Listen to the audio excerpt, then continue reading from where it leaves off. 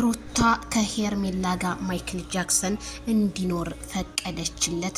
ምክንያቱም በመተሳሰብ እኔ የልጄ አባት ነህ ተጎርተህ ወይም ማንም ሰው እየመጣ አንተን እንዲወቅስህ እንዲነቅስህ አልፈልግም ስትል ሩታ ተናገረች። ማይክል ጃክሰን ግን የሩታን ንግግር በፍጹም ኢግኖር ነው ያደረገው። ሩታንም ሄርሜላንም ከህይወቱ ማስወጣት ነው።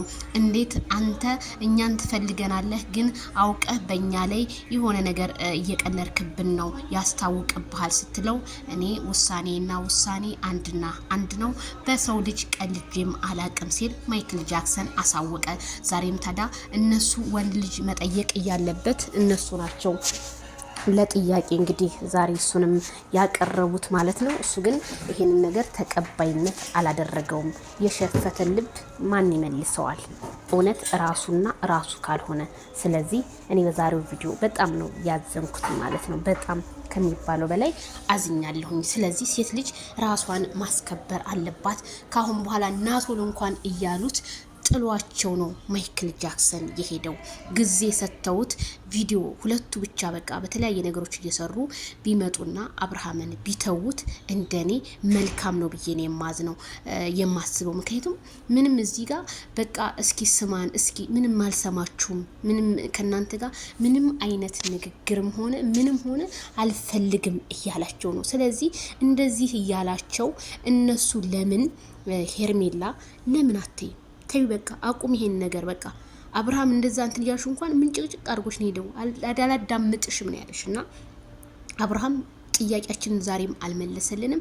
ስለዚህ እንግዲህ ሩታ ደግሞ የልጅ አባት ነው ግን ከሌላ ሴት ጋር ከምትሆን ከሄርሜላ ጋር ብትሆን ደስ ይለኛል አለችው። እንዴት ልትዩ ቻልሽ? እንዴት ትናንትና ሄርሜላን ስትቃወም ያልፈልጋትም ስትይ የነበርሽ ሴት ስትነጋገሪያት የነበርሽ ሴት ዛሬ ደግሞ ከሄርሜላ ጋር ነው ጓደኝነቴ ምንም ለምን አልሽ?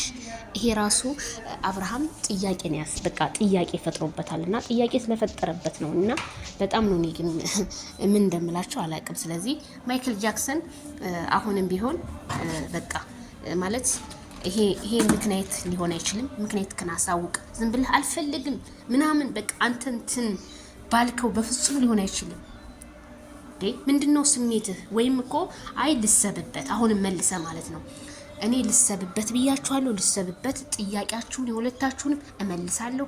ከማጋ እንደምኖር ውሳኔ ብታሳውቅ ህዝቡ ምንም አይተችህም፣ ምንም አይናገርህም። ግን አንተ በቃ እኔ ምንም አልፈልግም ከናንተ ነው ትፈልጋለህ እንጂ አብርሃም ይቺን ልጅ አመት ሙሉ ፍቅረኛዬ ናት ሚስቴ ናት ቀለበት አደረኩላት ስትል ሄርሜላ ስንት ነገር ስትል ዛሬ ባንዴ አልፈልግም ማለት ይሄ መልስ ሊሆን አይችልም። ለህዝቡ መልስም አይደለም። ተረጋጋ አብርሃም። በቃ እውነቴን ነው የምልህ የሚያስጠላብህን ህዝቡ የጠላብህን ነገር ልታውቅ ይገባል። ደግሞ መግቢያም የሰራችላት ሩታ ናት ለሄርሜላ።